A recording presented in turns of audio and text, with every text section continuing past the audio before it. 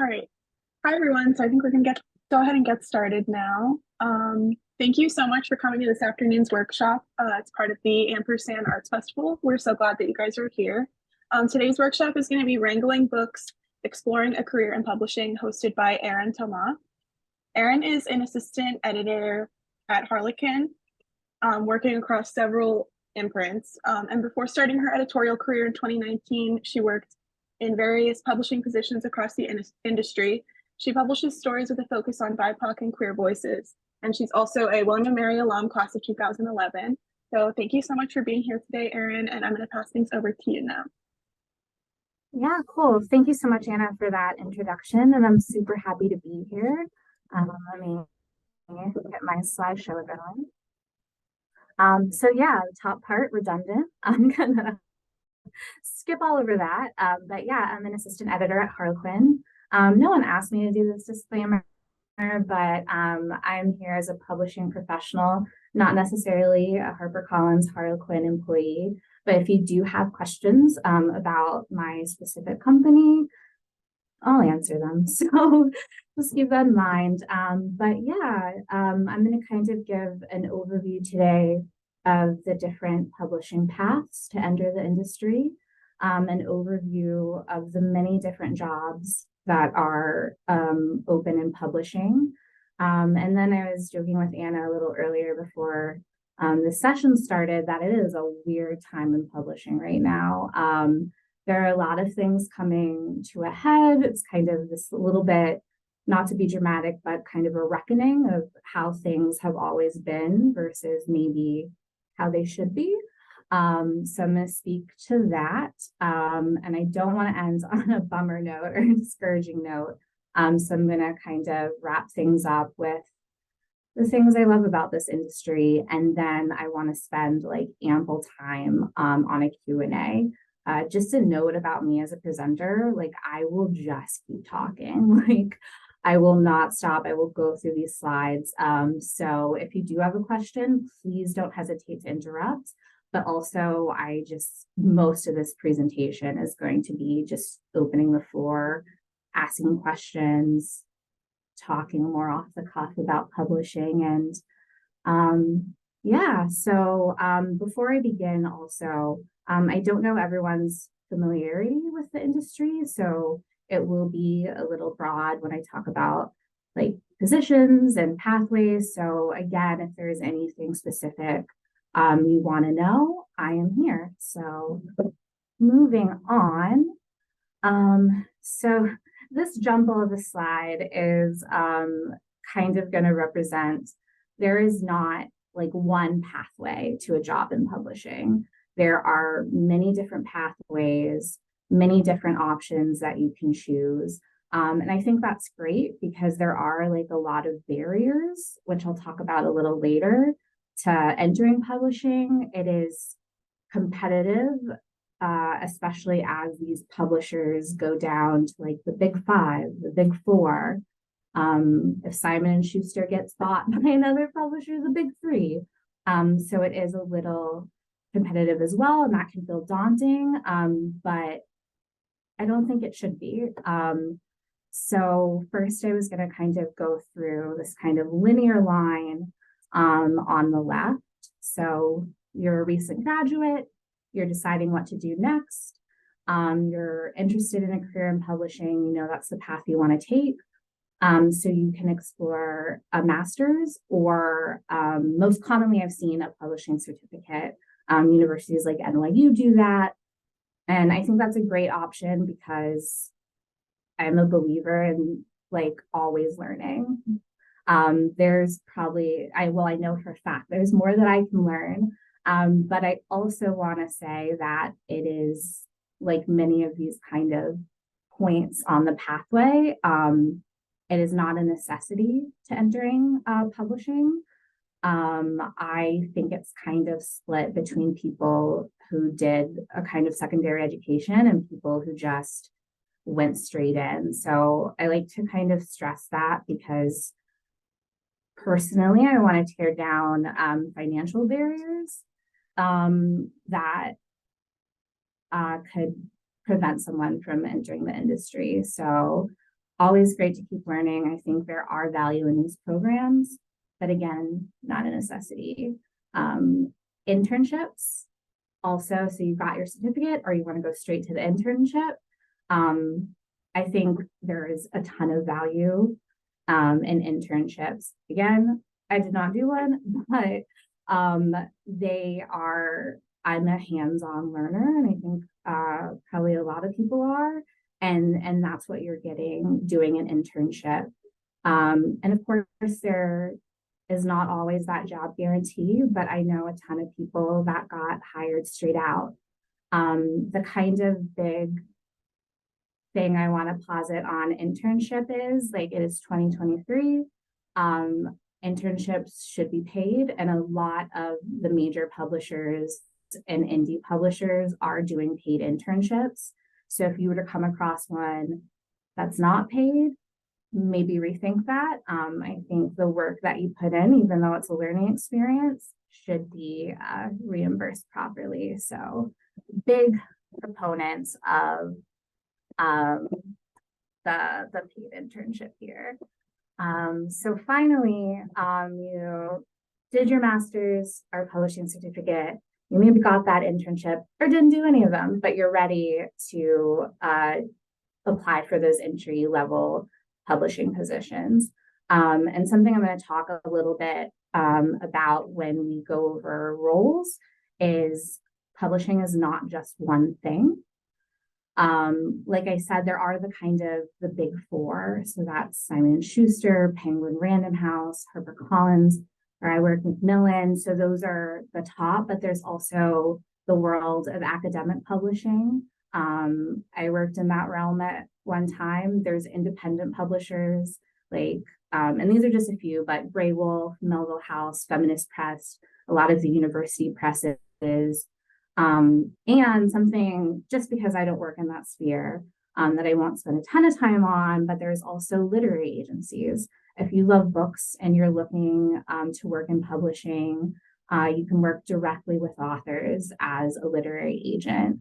And they're vital, and I work with a ton of great ones. So I think sometimes, which I'll like explain later as I'm talking about my path, you can kind of get tunnel vision of where you think you should be, but it is just such a big world. And sometimes you have to start somewhere else before you get to where you're going. So kind of what's informing like my take on publishing is I graduated William & Mary. I was an English major. I still thought I wanted to come to New York and work in the nonprofit industry. And I had an internship and it was great. But spoiler alert, the nonprofit industry is just as competitive. So I'm applying for jobs, I'm working this internship, and it led me to a part-time job at Barnes & Noble, which fit like great. Like I have this to make some money, cushion that internship money. And then that part-time job as a bookseller turned into a full-time job when I was offered the opportunity to run their book events. And it's funny, like even though I'm a book lover, I was an English major, it had never really occurred to me that to think about how books are made. Like somebody is doing these jobs. So Caitlin, sorry, I just saw the chat. But yeah, so I started thinking critically of, could this be for me? I was working with agents, I was working with editors hands-on in this position. And I will say that being a bookseller was probably my most important education to where I am now. The ability to succinctly talk about books is major. To be at a customer service desk and to hear what people are asking for, understand trends. It was just so helpful. And it turns out one of the common threads between a lot of publishing employees is that bookseller experience. So it just kind of goes to show that experience can be so varied. And there's not again, one right pathway, one guaranteed pathway. So I was like, yeah, I want to do publishing. This is amazing. Had to slow my roll a little bit, was applying for jobs. They appreciated the book experience. But again, I was only applying to those big top publishers that kind of had that name recognition because I thought that's where I need to be. And then I started applying for jobs at indie publishers and academic publishers. And that's where I got my foot in the door. It was academic textbook publisher, and I was doing customer service. So I was tracking orders, placing orders, but I was in publishing, and that turned into doing marketing and exhibits for them. And then I had this experience that other publishers were like, yeah, we're digging that. And I finally decided, partly based on a survey that I'll be showing you later about kind of diversity in publishing. But I decided at the ripe old age of 30 to make another career pivot to editorial. And it was a little bit of a 180. But I ended up here. So that's a lot to say.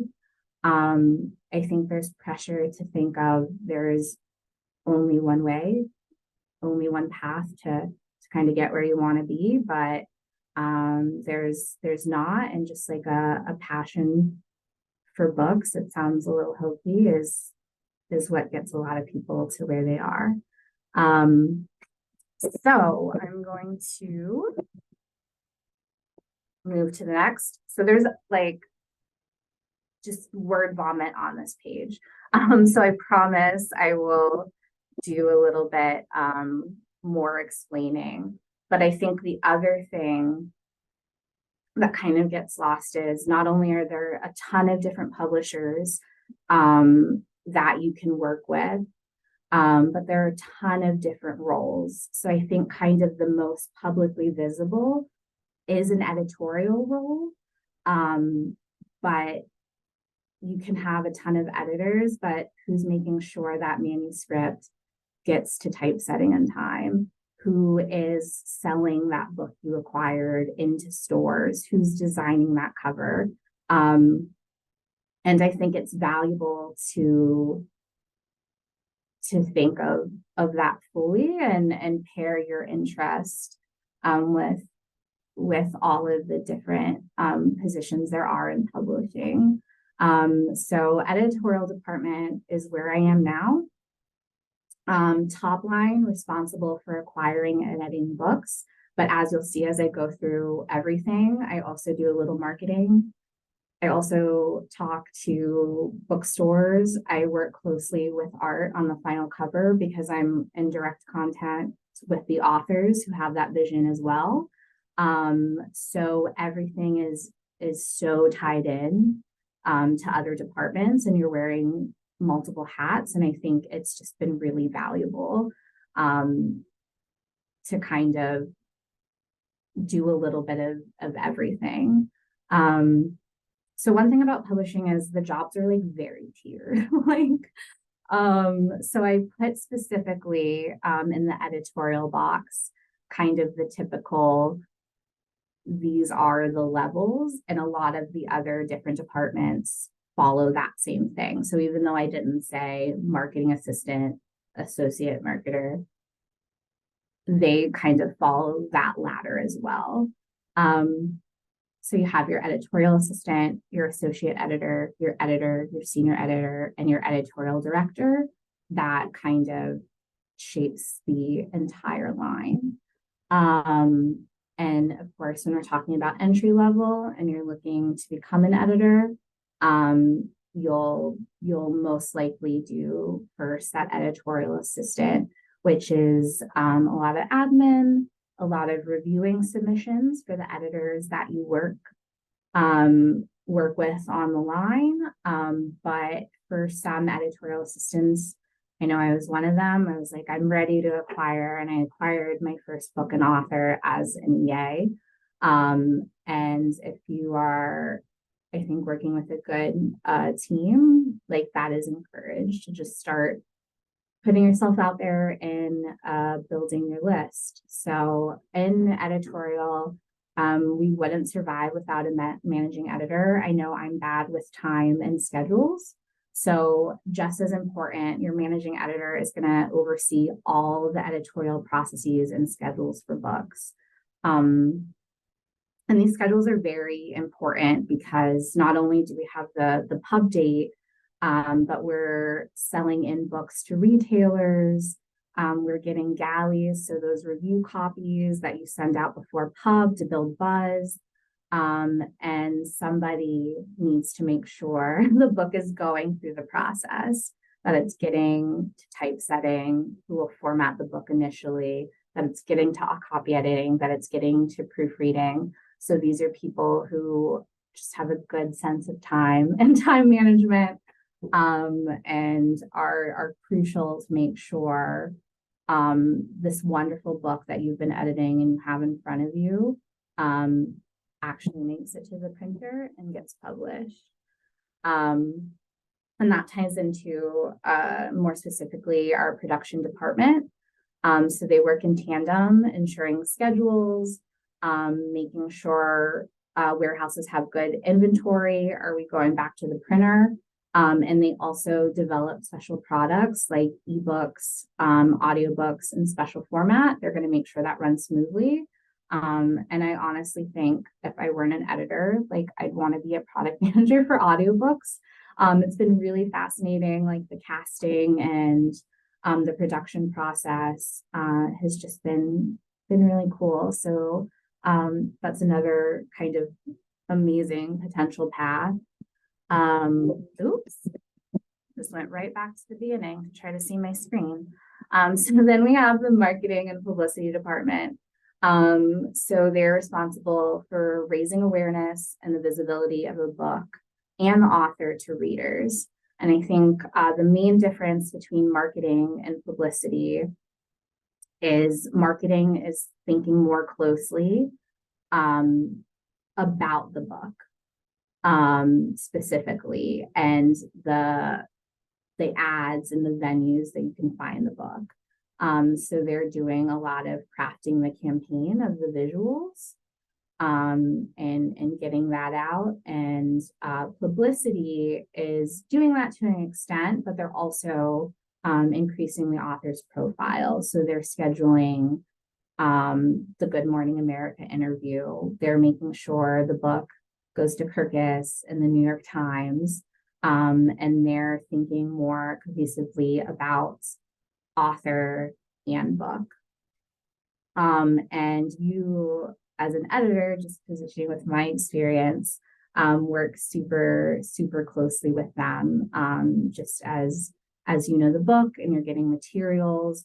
And, you know, these two departments are just really cool because they get to work with a lot of great programs and go to those book events, and they're kind of the rock stars of publishing, our marketing and publicity. Next is the sales department. So responsible for sales of books and works within individual imprints. So what they're doing is a book doesn't have a guaranteed sell-in. Typically, there are some series that get distribution into a set amount of stores.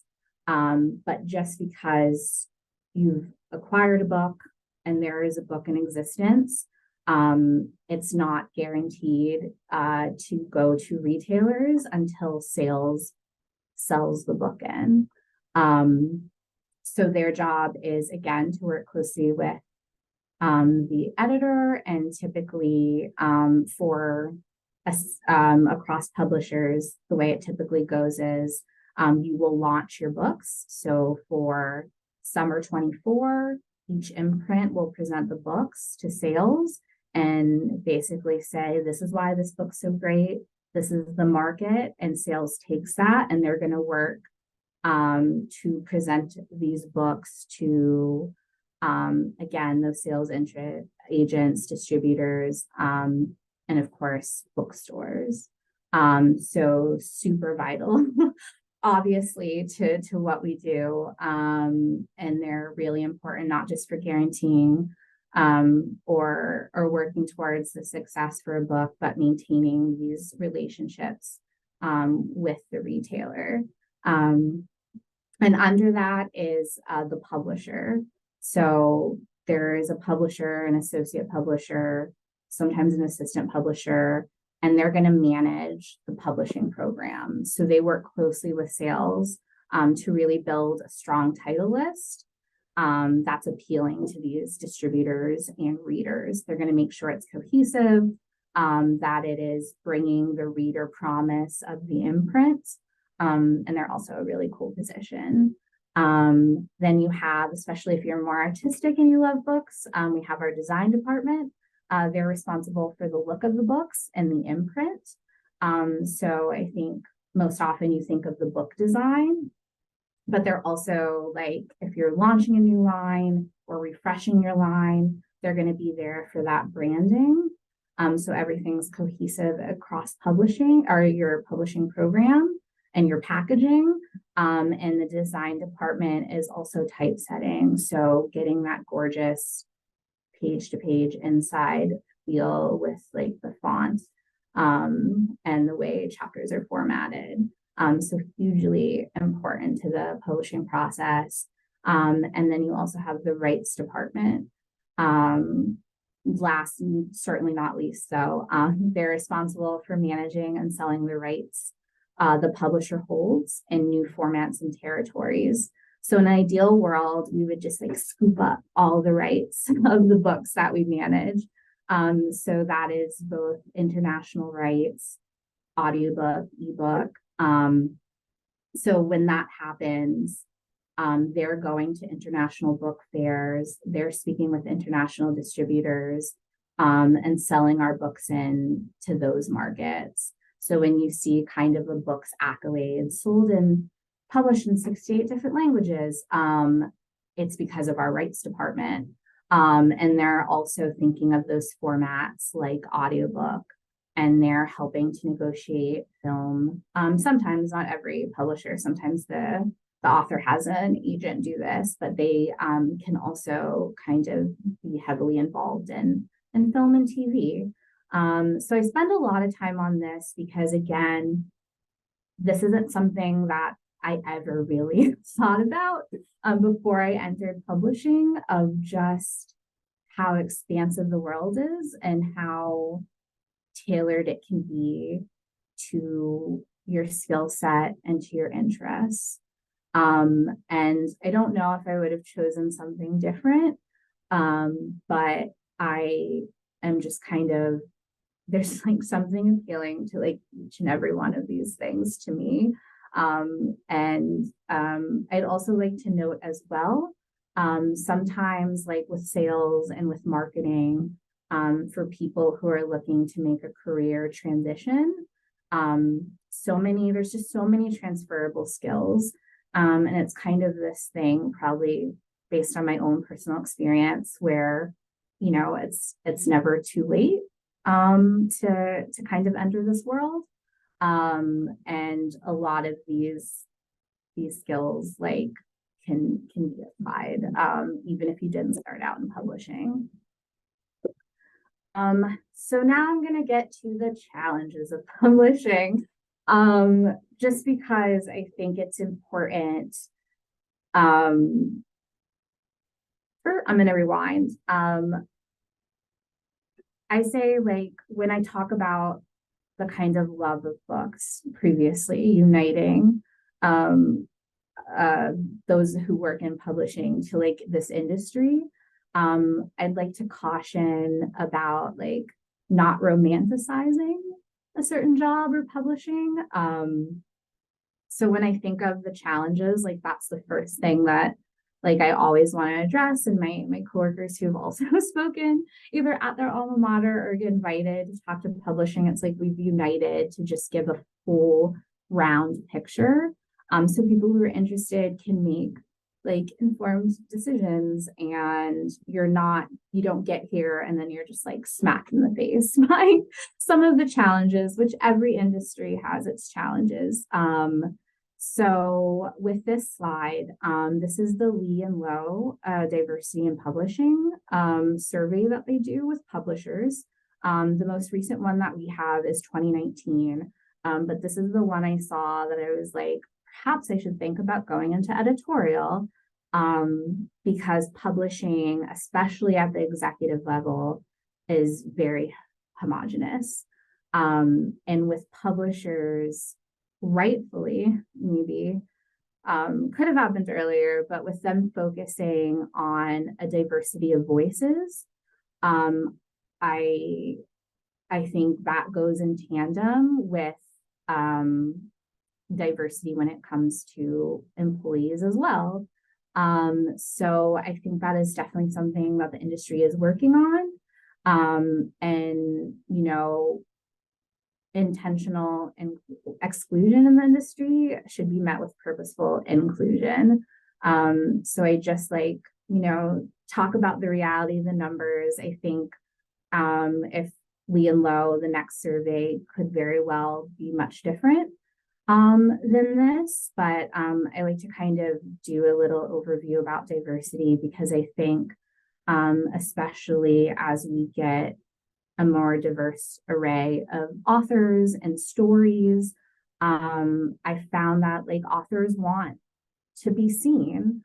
And so, you know, it helps to have a team from all positions, not just editorial, but sales, but copy editors, who can kind of bring that vision and kind of meet them. And I talk like a little bit as a tangible example on a micro level of I'm not a good copy editor. I'm more of a big picture, and I am in awe of the things that our copy editors pick up. It's amazing, and author and editor just so grateful. But there was a conversation on Twitter recently about, you know, this idea of kind of microaggressions and editors or copy editors picking up, you know, taking a cultural reference or a phrase and be like, I don't know what this means, or did you mean to say that? And it seems little, but those can just pile up in a book and start to feel like maybe, you know, voices chiming in this conversation, like maybe I don't belong here, when something that's a cultural reference, or I say to my family and friends all the time, is being questioned of like, I'm not familiar with this, or I don't think this is what they meant to say. And it's like totally what they meant to say. Sometimes that can get tricky and not feel so great. So I just think that there is just so much room in this industry for whoever wants to be here. And I like kind of pointing out this slide to show where publishing can improve. And I think there is that effort there. And I think publishing should be for everyone, because books are for everyone. So I'm gonna do and go to this slide. So I think any conversation about publishing has to openly talk about salary. Again, the parent company of my imprint is the only Big Four publisher that has a union. And that union was just on strike for 66 days before a deal was reached, addressing salary in the industry. And as we've gone back to work after 2 or so years of being remote, it's becoming clear, like most industries and companies, that they're resistant to being fully remote. So that's where we come into the challenge that the publishing epicenters, the cities, New York, Toronto, San Francisco, even, Nashville, there's a huge publishing kind of ecosystem there. These cities are expensive. So when we look at current entry level salaries, it's a little grim. I am not going to lie. It's a challenge, and there's been, a discussion of why this is, how people are entering publishing, and I will say, like, familial wealth or resources should not be the only way somebody can make this work, or 7 roommates in your New York City apartment. So I think, although the salaries, especially if you think, oh my gosh, I have to move to New York to work in the industry, can be a little discouraging. But I will say there are people challenging entry level salaries, and there is kind of this industry pressure. So for Random House, for example, increased their salary to 4,500 or 45,000. Editorial assistant, marketing assistant salaries were on average around 39. And then Penguin Random House, the leading publisher, said, hey, we're bumping up. And then suddenly, to remain competitive, other publishers are like, oh yeah, me too. So there is kind of, and as we saw, as HarperCollins was fighting for higher salaries, other publishers jumped on it just as quickly, and Hachette, unprompted, increased theirs. So it's kind of really just valuing the work. And that's why I talked about, there's this idea of, you get to work with books all day, so you should just be really happy and romanticizing the job, but passion doesn't pay the bills. And I know my colleagues and coworkers, and work really hard. And even just coming from William Mary, I know like how much we invest in our work, and how hardworking we are. So I'm hoping, as y'all graduate and as you enter, it can be an industry that respects the work that people put in, and respects the passion and the emotional investment of working in publishing. Because as I will talk in my last slide before Q&A, the part where I talk about the good things, there are a ton of good things. And it's hard to imagine not doing this job. And it is because of that investment and passion you have, not just for the books, but as it turns out, of course, with the authors you work with. And it's just really, when I think about the good things, I think about the relationships that are forged with your coworkers and everything you can learn and pick up.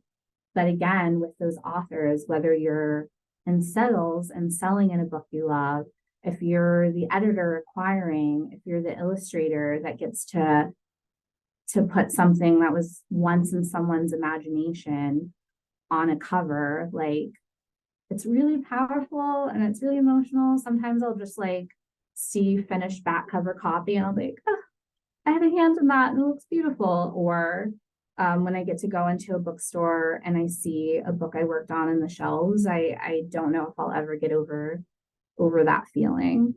And I'm also just really like proud of everything that people in publishing are doing to make this industry better for not just its employees, but for the authors as well. And I think like it's happening very slowly. I'm not gonna paint a totally rosy picture, but it's happening. And I look at the books that are hitting the shelves, and the voices and the things that people are getting excited about, how indie booksellers are like going through this resurgence and creating communities and how Barnes and Noble picked itself up from like store death, and they're opening 30 new stores. And that's really exciting. And we're also a fairly recession-proof industry, which is good, just on a non-emotional level. But there is like a ton of joy to be found here. It has been an entirely fulfilling career. So yeah, like there are some growing pains, there are some challenges. But yeah, you do get to work with books, and that's pretty amazing. So yeah, it's Q&A time. Thank you all for sticking with me. I would love to hear questions, or just if you want to talk about why you're interested in publishing, just really anything. I won't put any pressure on people. You don't have to ask a question. And I'd also like to share my email address as well if you want to ask me something not in here. Caitlin. Hi, Caitlin. What was one of the most surprising learnings as a bookseller that you've taken with you in your career since then? That's an excellent question. I will say it informed how I want to be as an editor. And that's from the book event portion. I worked in the Union Square Barnes and Noble, which if you were a celebrity who wrote a book, your book was probably going to make a tour stop there. And I think it brought with us kind of very demanding editors and agents. And I realized like, yeah, I want to be the best advocate as an editor for my author, but I feel like it's important to go into spaces where you're talking about your books with a kindness and grace. That can be a little hard because it is sometimes a really stressful job. So it kind of informed the editor I wanted to be, both a really strong advocate for the authors that I work with, but also understanding that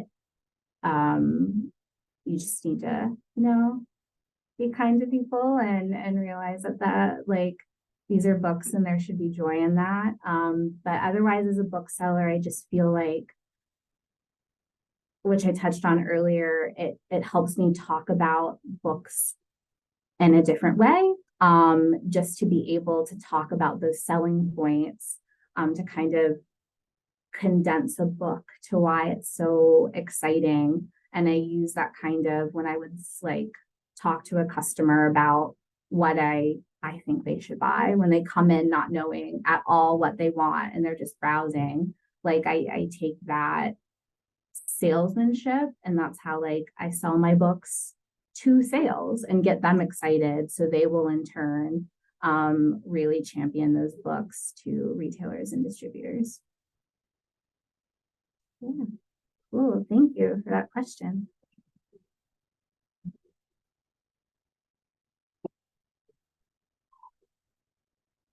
Oh, and I wanted to again put my email address for anyone who's like, not in this venue.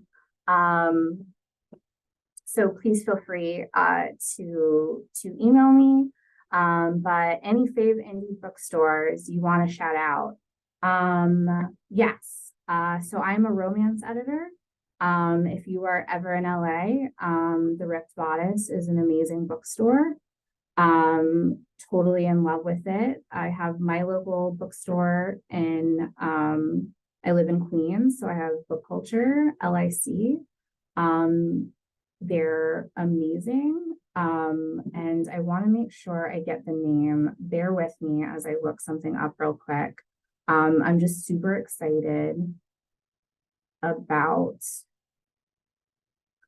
this is another California. I don't mean to get all California, but there is Octavia's Bookshelf, which is a Black-owned bookstore in Pasadena that just opened last week, that focuses on Black voices, especially Black women voices, which I'm in love. And they had such a beautiful opening, and the whole community showed up, and I just think that's really cool. And it's so funny, when I talked about the resurgence of Barnes and Noble, I saw like a Business Insider, some business focused publication said Barnes and Noble took the indie bookseller script and now they're successful. And it's just like, yeah, this is what indies have been doing, is creating connections with customers and leaving kind of the retailing and the merchandising to the people who know books best.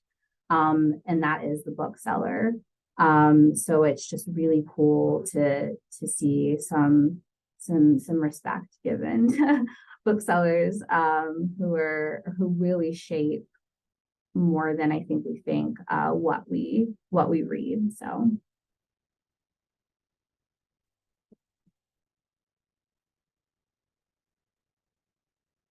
cool. Well, I won't keep you guys just here, especially with my email out there if anything comes to mind. But yeah, if you're thinking about entering publishing and you have questions about resumes, cover letters, first, Career Center, obviously a great resource. I don't want to circumvent that, but I am happy to answer kind of questions about that. Can you share if you have found any William and Mary contacts in publishing? Through LinkedIn, yes. I'll see, like, when I'm looking at publishing news or who you might know, I'm like, another William and Mary alum. So there are like super talented, working at all levels and across departments, William and Mary graduates working in publishing that I can just see when I'm recommended connections. And I think William and Mary as a whole leaves you very primed for the demands of publishing. It's very fast paced. It's a lot of multitasking. If you have a list of 7 authors or you're working on 24 covers of a season, you need to know how to prioritize. You need to know how to, especially for your emotional and mental well-being, deal with that much on your plate.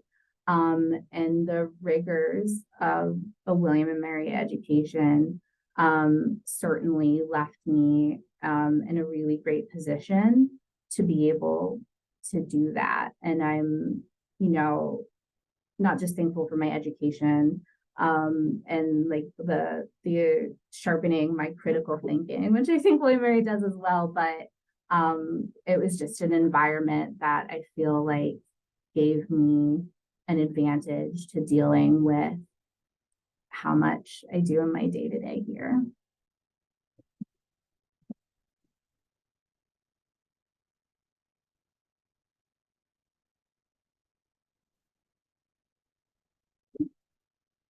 So yeah, if that is it, I will let everyone go about your day. I'm really grateful for this opportunity. I could talk about publishing all day. That's probably why I talked for like 40 minutes. I think there is just so much going on. Favorite recent read. This is so embarrassing. I couldn't even tell you what I've read recently because I am in the thick of manuscripts. It is like I have just been editing, and I am not, unfortunately, a person who can edit and then read something else for fun. So I will say that is a downside sometimes. I read less working in publishing than I did before because I'm reading submissions and I'm reading manuscripts, but just I can at least no, I couldn't even Kaylin, I couldn't even tell you. Oh my gosh. But there is I have a TBR pile that is like 2,000 books tall because working in publishing, I have to know comp books, like what's selling, what's interesting. I'm like faced with books like every day. And I probably buy most of them. So once I'm through this editing spree, I'm diving into that pile. But I just every time I go to a bookstore, I I look at what's on the shelf and I think, okay, we're doing it. Like there is just so much good stuff. And it's all coming from here. It's all coming from the tastemakers and the people who are working in publishing. So that's also really, again, amazing to walk into a store and be like, I helped with that. I had a hand in that. Again, that'll never get old. So grateful for that.